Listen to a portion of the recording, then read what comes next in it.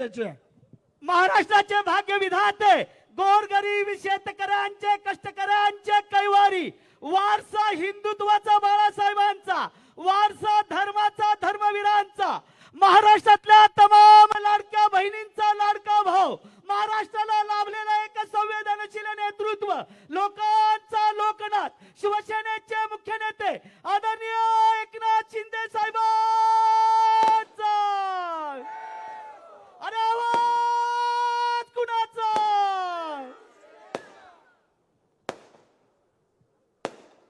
छत्रपती शिवाजी महाराज की जय भवानी हर हर हर हर। कालच महाबळेश्वरचा प्रतापगडाच्या पायथ्याशी वाडा कुंभरोशी या ठिकाणी प्रचार सभा झाली आणि आई भवानी शंभू महादेव आणि छत्रपती शिवाजी महाराजांचा आशीर्वाद आपण सोबत घेऊन या जिल्हा परिषद निवडणुकीला सामोरे जातोय। आजच्या या प्रचार सभेला उपस्थित आदरणीय शिवसेनेचे ज्येष्ठ नेते दगडूदादा सकपाळ, अंकुश कदम, शरद कनसे, अरे बाकी ठेवा आपल्याला 6 तारखेला का 6ला का 7ला 7 तारखेसाठी ठेवा। एकनाथ ओंबळे, कविता ओंबळे, संदीप पवार, आतिश कदम, सुनीता धंडुदळे, विठ्ठल गोळे, शिल्पा शिंदे, साहिल, शशिकांत शिंदे, रणजित भोसले, रेश्माताई जगताप, सर्व नवनिर्वाचित नगरपालिकेचे नगरसेवक, शांताराम कदम, समीर गोळे आणि कोण राहिले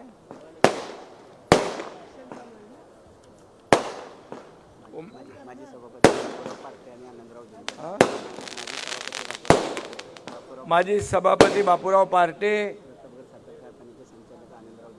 आनंदराव जुनगरे, सर्व मान्यवर आणि व्यासपीठावर सर्व उपस्थित शिवसेना राष्ट्रवादी महायुतीचे सर्व पदाधिकारी आणि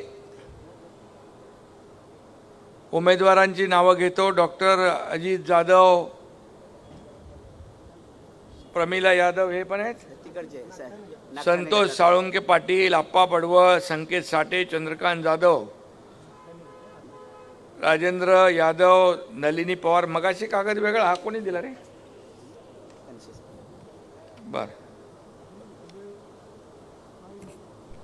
आणि जमलेल्या माझ्या तमाम लाडक्या बहिणींनो, लाडक्या भावांनो, सगळ्यांना मी शुभेच्छा द्यायला आलोय, विनंती करायला आलोय। काल वाडा कुंभरोशी या ठिकाणी सभा झाली आणि ही देखील अचानक रात्री सभा आम्ही ठरवली। रात्री 12 वाजता मी बोललो जाताना इथून लोकांना भेटून जाईन आणि लोकांना विनंती करून जाईन आणि मग एवढ्या कमी वेळामध्ये आपण एवढ्या मोठ्या संख्येने उपस्थित झालात त्याबद्दल मनापासून आपल्याला धन्यवाद देतो। आणि लाडक्या बहिणी जास्त संख्येने दिसत आहेत, त्यामुळे ज्या उमेदवारांच्या पाठीमागे महिला त्या उमेदवारांचा मतपेटीत नंबर पहिला। हे मी असं उगाच बोलत नाही, विधानसभेत मी बघितलं, नगर परिषदेमध्ये बघितलं, महापालिकेत मी पूर्ण महाराष्ट्रात सगळीकडे फिरलो, त्यावेळेस मला आलेला अनुभव जो आहे, विधानसभेत तर तुम्ही सुपडा साफ करून टाकला, एवढा केला की पार त्यांना आता विरोधी पक्षनेता पण नाही मिळाला। कारण मुख्यमंत्री मी असताना माझी लाडकी बहीण योजना आम्ही सुरू केली आणि मला त्याच्यामध्ये समाधान आहे, आनंद आहे।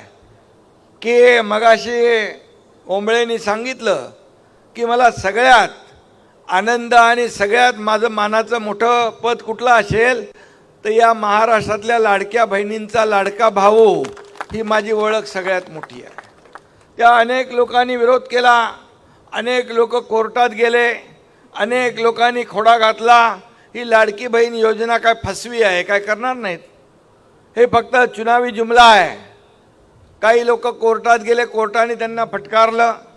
पण मी त्यावेळेस मात्र माझ्या लाडक्या बहिणींना भाषणातून सांगायचो, ज्यांनी तुमच्या योजनेला विरोध केला आहे त्या दुष्ट आणि सावत्र भाऊ तुमच्याकडे मतं मागायला आले, खोडा घातलेल्या लोकांनी त्यांना चांगला जोडा दाखवा. तुम्ही एवढा मोठा जोडा दाखवला की 7, 8, 9 नंबर सोडून द्या, 10 नंबर सोडून द्या, 232 नंबरचा जोडा दाखवला एवढा मोठा. 232 महायुतीचे आमदार या महाराष्ट्राच्या इतिहासात पहिल्यांदा तुम्ही आणले. तुम्ही चमत्कार घडवला.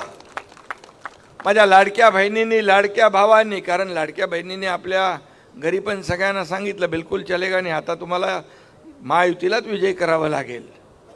आणि म्हणून इतिहास घडला. आणि 2.5 वर्षाचा माझा जे काय मुख्यमंत्री पदाचा कारकीर्द आपण पाहिली. मी लाडकी बहीण योजना आम्ही सुरू केली, लेक लाडकी लखपती योजना सुरू केली, एस टीमध्ये 50% सवलत देण्याचा निर्णय घेतला. आता एस टीमध्ये पूर्वी आमचे दाजी जायचे बाजार आणायला, आता आमची लाडकी बहीण जाते, म्हणजे तुम्ही थांबा मी अर्ध्या तिकिटात जाऊन बाजार करून येते. फायदा झाला की नाही? आता तेव्हा एस टीचे सगळे लोक बोंबलायला लागले, म्हणाले एक तर एस टी तोट्यात आहे, अजून तोट्यात झालं. बोले गेलीच आहे ना, अजून थोडी गेली तर बघू आपण. पण मी तुम्हाला सांगतो, तोट्यातली एस टी लाडक्या बहिणींमुळे फायद्यात आली. आणि लाडक्या बहिणींमुळे भराभरा बशी एस त्या भरू लागल्या. आणि त्याच्यामुळे आमचे दाजी गेले असते तर ते अजून खर्च करून आले असते तिकडे जाऊन. आता तोही खर्च वाचला, अर्ध्या तिकिटामध्ये. अशा योजना आपण केल्या. एक मी आपल्याला उदाहरण सांगतो की मी मुख्यमंत्री असताना एका मुलीने आत्महत्या केली. रात्री मी 12 वाजता टी व्हीवर बातमी पाहिली, 12:30ला. आणि त्या बातमीमध्ये त्या मुलीने आत्महत्या का केली तर उच्च शिक्षण घेताना 50% फी त्या पालकांना भरायला लागायची. आता पालक फी भरू शकत नाही, म्हणून त्या मुलीला वाटलं माझे वडील आत्महत्या करतील आणि त्या मुलीनेच आत्महत्या केली. अतिशय दुर्दैवी घटना घडली. पण एकनाथ शिंदे संवेदनशील मुख्यमंत्री होता. मी ताबडतोब 50% फी सरकार भरत होतं, 50% फी पालक भरत होते. ती 50%ची 100% फी माफ करून टाकली. मी म्हणालो सरकार कोणासाठी आहे? सर्वसामान्य लोकांसाठी सरकार आपण म्हणतो. मग सर्वसामान्य घरातली एक मुलगी आत्महत्या करत असेल शिक्षणासाठी तर सरकारचा आपल्या काय उपयोग आहे? असे अनेक निर्णय आपण घेतले. शेतकऱ्यांसाठी शेतकरी सन्मान योजना केली. वर्षाला 6,000 रुपये केंद्र सरकार द्यायचं, आपण 6,000 रुपये चालू केले. शेतकऱ्यांना अनेक योजना आपण सुरू केल्या. या ठिकाणी सततच्या पावसामुळे होणारं नुकसान मिळत नव्हतं, ते देण्याचं काम आपण सुरू केलं. मला वाटतं वयोश्री योजना आपण सुरू केली. योजनांचं जर वाचायला गेलो तर आपल्याला वेळ पुरणार नाही. आणि म्हणून सिंचन प्रकल्प जे मागच्या सरकार महाविकास आघाडी सरकारमध्ये 2.5 वर्षाच्या काळात फक्त 4 मंजूर होते, एकनाथ शिंदे मुख्यमंत्री असताना 180 प्रकल्प आपण मंजूर केले सिंचनाचे. हा इतिहास आहे. आणि म्हणून 2.5 वर्षामध्ये मी पायाला भिंगरी लावून या राज्यात फिरलो. या सर्व राज्यभरामध्ये ज्या ज्या लोकांना भेटलो तिथले प्रश्न समजून घेतले, त्यांना वाचा फोडण्याचं काम केलं, न्याय देण्याचं काम केलं. आणि म्हणूनच या झालेल्या विधानसभेच्या निवडणुकांमध्ये प्रचंड असं यश या महाराष्ट्रातल्या जनतेने महायुतीला दिलं. ही वस्तुस्थिती आहे. झालेल्या त्याच्या पूर्वीच्या लोकसभेच्या निवडणुकांमधला निकाल आपण पाहिला होता, पण तो निकाल कसा पलटवला आपण आणि 232 आमदार निवडून आणले, ही इतिहास आहे. आणि म्हणून केवळ घरात बसून चालत नाही. दगडू दादा मगाशी म्हणाले काही लोक रस्त्यात फिरतात, किती काम करतात, आणि ते काम या तुमच्या एकनाथ शिंदेने केलं आणि काही घरात बसणाऱ्या लोकांना कायमचं घरी बसवलं. मी मुंबईत माझी कर्मभूमी असली तरी सुद्धा ही मेढा हा संपूर्ण जावळी भाग ही माझी जन्मभूमी आहे. इथं आल्यानंतर मला वेगळा आनंद होतो, वेगळा आनंद मिळतो. मी येताना सांगत होतो, मेढ्याला पहिला आमची बाजारपेठ होती. आमच्या घरचे आजोबा पंजोबा सगळे बाबा इकडं मेढ्याला बाजारपाठ करायला यायचे. तेव्हा आता रस्ते झाले, तापोळा झाला, त्यामुळे तापोळ्यामध्ये आता बाजारपेठ झाली. परंतु पूर्वीची बाजारपेठ मेढ्यात होती आपली, मेढ्यालाच आम्ही यायचो. आणि म्हणून ते दिवस देखील आठवत आहेत. आणि म्हणून या मेढ्यामध्ये देखील आज आपल्याला या संपूर्ण परिसरामध्ये जे जे काही काम करायचं आहे केळघर मेढ्यामध्ये ते आपण केलं पाहिजे. आणि म्हणून मी आपल्याला एवढंच सांगेन की या ठिकाणची काही कामं माझ्याकडे आलेली आहेत. मी आपल्याला सांगतो, शिवसेना बाळासाहेबांचा विचार घेऊन पुढे जाते आहे. तुम्ही मला सांगा की या महाराष्ट्रामध्ये जेव्हा बाळासाहेबांचे विचार सोडले आणि बाळासाहेबांच्या विचाराच्या विरोधात या ठिकाणी निर्णय घेतल्यानंतर हा स्वाभिमानी एकनाथ शिंदे या ठिकाणी सरकार पलटवण्याचं काम केलं आणि महायुतीचं सरकार एकनाथ शिंदेने आणलं. हे धाडस लागतं, हे या मातीमधलं धाडस आहे. हे छत्रपती शिवाजी महाराजांच्या पदस्पर्शाने पावन झालेली भूमी आहे. इथल्या कणाकणामध्ये राष्ट्राभिमान आहे, या कणाकणामध्ये देशभक्ती आहे, या कणाकणामध्ये स्वाभिमान आहे. आणि म्हणून जिथं स्वाभिमान गहाण टाकण्याचं काम झालं त्या ठिकाणी एकनाथ शिंदेने छातीचा कोट केला आणि या ठिकाणी बाळासाहेबांच्या विचाराचं सरकार या महाराष्ट्रामध्ये आणलं. त्यावेळेस तुम्ही टीव्हीवर बघत असाल की काय चाललं होतं. एकनाथ शिंदेने फक्त महाराष्ट्राने नाही, एकनाथ शिंदेच्या कामाची दखल घेतली, या देशाने घेतली, या जगातल्या 32 देशाने घेतली. कोण आहे हा एकनाथ शिंदे? अरे कोण आहे हा एकनाथ शिंदे? सर्वसामान्य कार्यकर्ता आहे, आनंद दिघे साहेबांचा चेला, बाळासाहेबांचा शिष्य आहे. परंतु हा स्वाभिमानी आहे, हा देशभक्त आहे, हा राष्ट्रभक्त आहे. जेव्हा बाळासाहेबांचे विचार तुम्ही पायी तुडवायला लागलात तेव्हा मग मी शांत बसलो नाही. आणि म्हणून 2.5 वर्ष जे काम केलं ते काम या जनतेच्या समोर आहे. आणि म्हणून मला जी संधी मिळाली त्या संधीचं सोनं करण्याचं काम तुमच्या एकनाथ शिंदेने केलेलं आहे. आणि खऱ्या अर्थाने आज मगाशी दगडूदादांनी सांगितलं, कधीचा तो पूल मंजूर होता, कधी पूल तो नारळ फुटला, त्यानंतर तो पूल आता आपण तापोळ्याचा बांधतोय.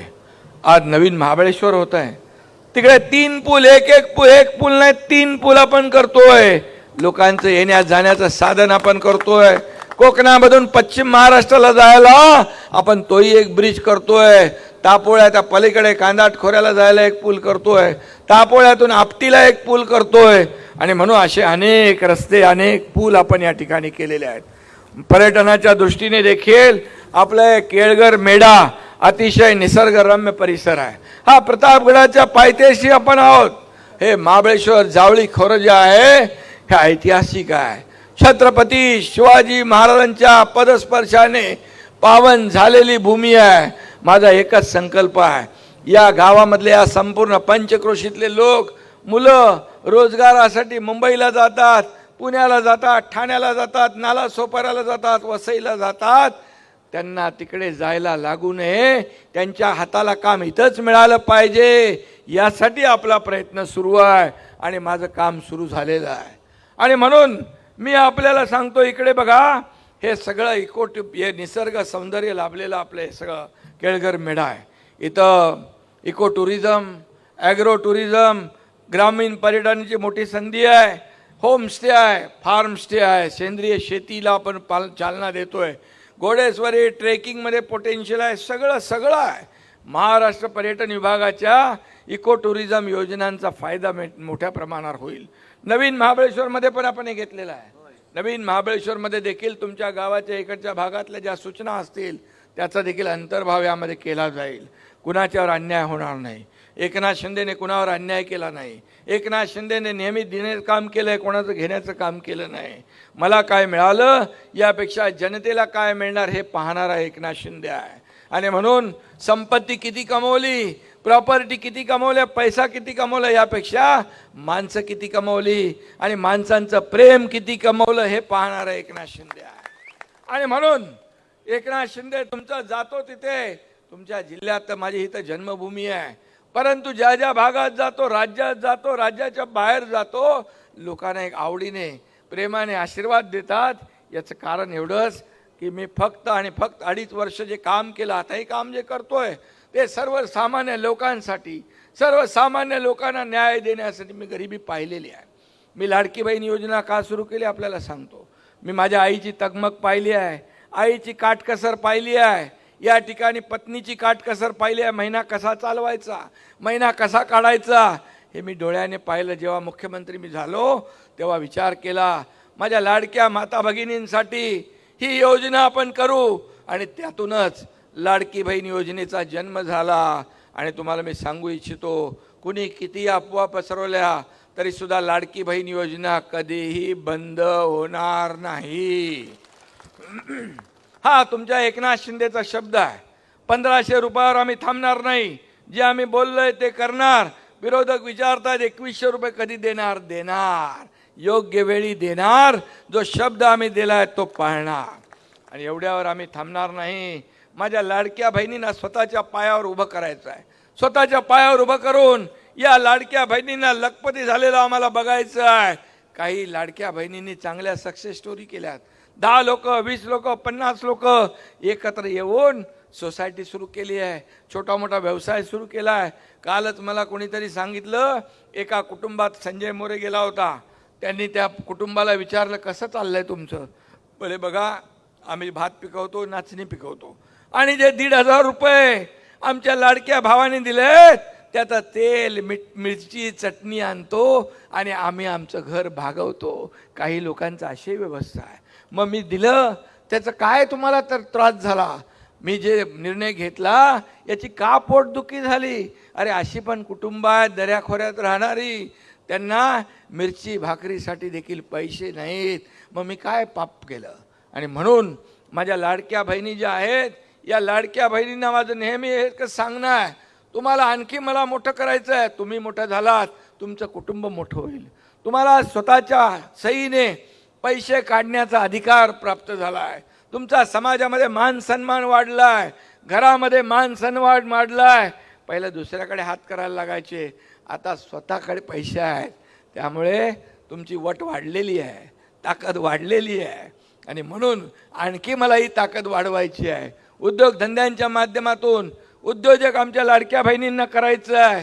त्याचबरोबर मी आपल्याला सांगतो, तुम्ही छोटी मोठी जी उत्पादनं कराल, पापड, लोणची जे काय असतील ते विकणार कुठं आणि देणार कुठं, म्हणून त्याचं ब्रँडिंग देखील आपण करतोय. लाडकी बहीण बचत गट योजना, ज्यामध्ये महिला पापड, लोणची वस्तू ज्या काय बनवतात, बांबूला मोठ्या प्रमाणावर आपण लागवड केली आहे, बांबूचे बाय प्रॉडक्ट मोठ्या प्रमाणावर बनवतात, त्याचं वर्कशॉप ट्रेनिंग आपल्याला द्यायचं आहे. आणि त्यासाठी हे खरं हे विकत घेण्यासाठी 5 गणीमध्ये 14 कोटी रुपये खर्च करून आणि साताऱ्यात पवई नाक्यावर 20 कोटी रुपये खर्च करून आपण उमेद मॉल उभे करतोय, उमेदचे मॉल उभे करतोय. त्याचबरोबर या ठिकाणी आरोग्य व्यवस्था सुधारण्यासाठी देखील 100 खाटांचं स्वतंत्र महिला रुग्णालय आपण साताऱ्यात उभे करतोय. रस्त्याच्याबद्दल मी तुम्हाला बोलत नाही, परंतु रस्ते देखील आपण मंजूर केलेले आहेत. हा जो काही रत्नागिरी जिल्ह्याला जोडणारे 4 रस्ते एकत्र करून नवीन राज्यमार्ग 461 घोषित केला आहे.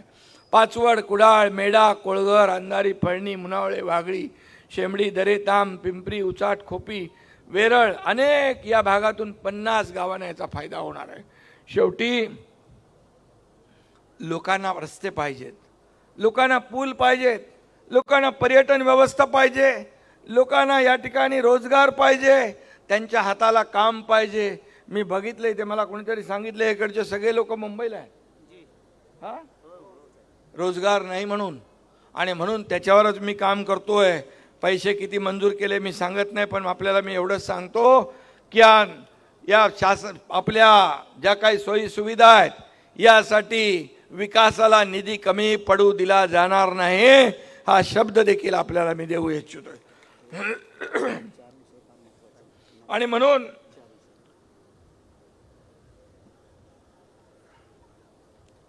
बोंडारवाडी धरण, मगाशी दादानी सांगितलं, बोंडारवाडी धरणाचं जे काही काम आहे, ते कशामुळे अडकले? सोळशीचं पण आपण वरून करतोय, त्याचाही फायदा होणार आहे. आणि म्हणून बोंडारवाडी धरणाला आपण प्राधान्य देऊ. बोंडारवाडी धरणातले असलेले अडथळे आपण दूर करू, हा देखील मी शब्द आपल्याला देतो. युवकांना रोजगार मिळण्यासाठी तर मी बोललोच आहे. या ठिकाणी पर्यटनाला चालना मिळेल. त्याचबरोबर आज कालच मी आपल्या उद्योग मंत्र्यांची फोनवरून चर्चा केली. या ठिकाणी आपल्याला या वेलनेस लॉन्जिटिव्हिटी प्रकल्प आपण सुरू करतोय. त्या ठिकाणी नोकऱ्या मिळतील. दावोसमध्ये करार देखील झाला आहे. हे काय पाचवड कोकणात रस्ता आपल्या माध्यमातून तो झाला आहे. आणि हे काय दुधगाव बावधन सर्वेला निधी दिलेला आहे. पाचवड मेढा खेड रस्ता तो काम चालू आहे. आणि धरणग्रस्त प्रकल्पग्रस्त बर. तर यामध्ये हॉस्पिटल तालुक्याच्या ठिकाणी आपल्याला आवश्यक आहे, केळघर जवळ. आणि मी आरोग्य मंत्र्याला मी सांगतो, आपला प्रकाश आंबेडकर आहे, त्यांना मी सांगतो की इथं ताबडतोब सर्वे करा. सर्वे करून ताबडतोब या ठिकाणी याची प्रक्रिया सुरू करा म्हणून. आणि बिलकुल आणि म्हणून मी आपल्याला सांगतो, काही काळेश्वरी मंदिर कुसुंबी येथील मंदिराला अदर्जा मिळवून देणे, हा 1 नंबरचा.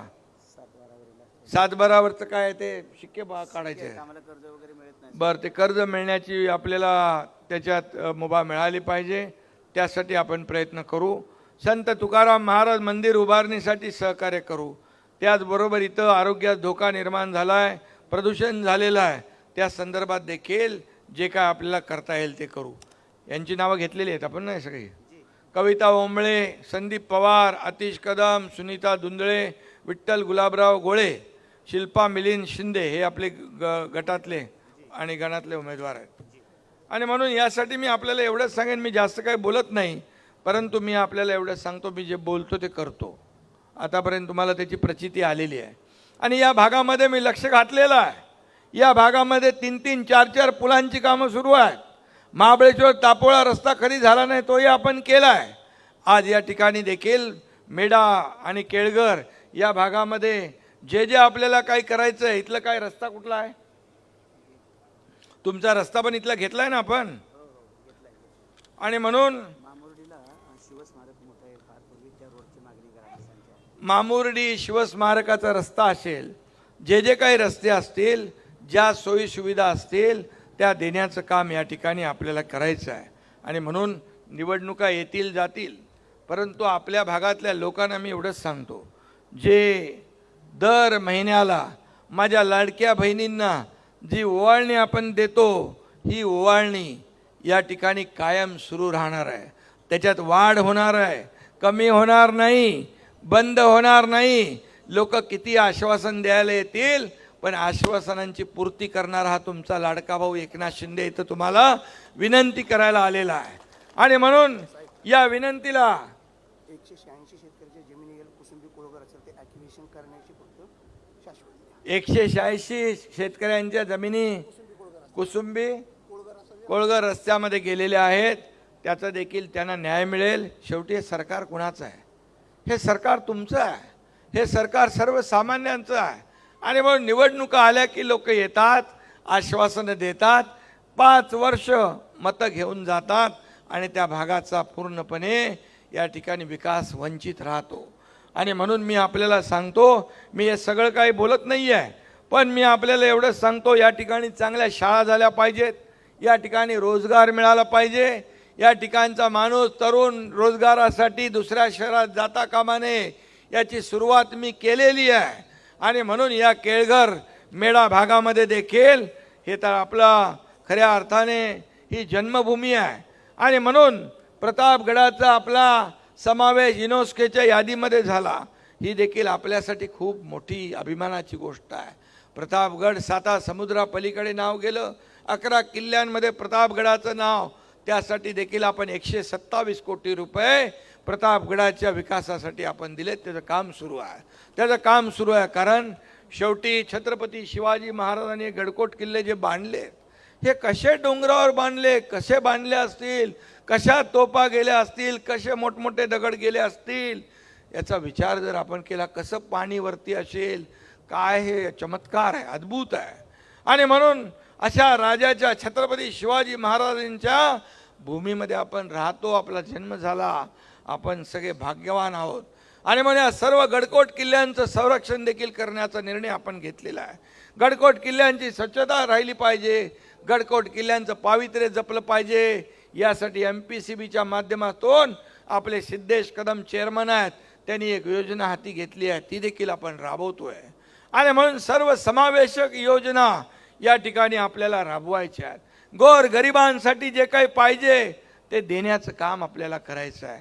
तुम्ही कधीही विचार केला नसेल की या सर्वसामान्य या जावळी खोऱ्यातला एकनाथ शिंदे मुंबईत काय ठाण्यात जाईल आणि कधी या राज्याचा मुख्यमंत्री होईल, कधी विचार केला होता? परंतु कामाने, कर्तृत्वाने या ठिकाणी तुमचा हा एकनाथ शिंदे मुख्यमंत्री झाला. का शेतकऱ्याच्या पोरानं मुख्यमंत्री होऊ नये? का गरिबाच्या घरातल्या पोरानं मुख्यमंत्री होऊ नये? का एक सर्वसामान्य कुटुंबातला मुख्यमंत्री होऊ नये? का एवढी मळमळ? रोज टीव्हीवर बघता एकनाथ शिंदे, एकनाथ शिंदे, एकनाथ शिंदे, झोपता उठता एकनाथ शिंदे, स्वप्नात पण एकनाथ शिंदे. किती शिव्या देणार, किती शाप देणार? पण तुम्ही जेवढ्या शिव्या शाप द्याल तेवढी या महाराष्ट्रातली जनता माझ्या पाठीशी उभी राहील, पाठीशी उभी राहील. आणि म्हणून जोपर्यंत या महाराष्ट्रातली जनता माझ्या लाडक्या बहिणी, भाऊ, शेतकरी, ज्येष्ठ या एकनाथ शिंदेच्या मागे उभे आहेत, तोपर्यंत मला कसली चिंता नाही. तुम्ही काही बोलत राहा, तुम्ही काही आरोप करा, तुम्ही काही टीका करा, एकनाथ शिंदे टीकेचं उत्तर तुम्हाला कामातून देईल, तुमच्या आरोपाचं उत्तर कामातून देईल. हे माझा स्वभाव आहे. आणि म्हणून मी आपल्याला सांगतो, मी विनंती करायला आलोय. मी एकदा शब्द दिला, मी जे जे वाचलं इथे, जे जे मी बोललेलो आहे, या ठिकाणी वेलनेस सेंटर झालं पाहिजे, मोठ्या प्रमाणामध्ये पर्यटनाला चालना मिळाली पाहिजे, निसर्गाचं सौंदर्य लाभलेलं आहे, केळझर मेढा आहे, हा जावळी खोरा आहे, या निसर्गाच्या सौंदर्यामध्ये आपण राहत आहे. पण या ठिकाणी पर्यटक आला पाहिजे, रोपवे झाले पाहिजे, रस्ते झाले पाहिजे. नवीन महाबळेश्वरमध्ये देखील तुमचा अंतर्भाव केला आहे, त्या ठिकाणी देखील तुम्हाला सांगतो, कुणाची 1 इंच जमीन देखील आम्ही घेणार नाही, उलट तुम्हाला देण्याचं काम करणार. या ठिकाणी नवीन महाबळेश्वरच्या माध्यमातून जे जे काही देता येईल, जे जे काही करता येईल ते करण्याचं काम करू आपण. छोटे मोठे उद्योग कसे सुरू होतील, माझ्या लाडक्या बहिणींसाठी, माझ्या लाडक्या भावांसाठी, युवकांसाठी मी पुन्हा एकदा सांगतो, मी संकल्पना केलेली आहे, मी संकल्प घेतलेला आहे की या भागातला तरुण आई बापाला सोडून मुंबई, पुणे, ठाण्यासारख्या शहरामध्ये नोकरीला जाता कामा नये, त्याच्यावर ही वेळ येता कामा नये. त्यांनी आपल्या भूमीमध्ये, जन्मभूमीत राहून आपल्या आईवडिलांची सेवा करून इथंच त्याला रोजगार मिळाला पाहिजे. हे तुमच्या एकनाथ शिंदेचं स्वप्न आहे आणि ते स्वप्न मी पूर्ण केल्याशिवाय स्वस्थ बसणार नाही. आणि म्हणून मी आपल्याला एवढंच सांगतो, या भागामध्ये खूप मोठ्या प्रमाणावर पर्यटनाला चालना देण्याचं वाव आहे, संधी आहे.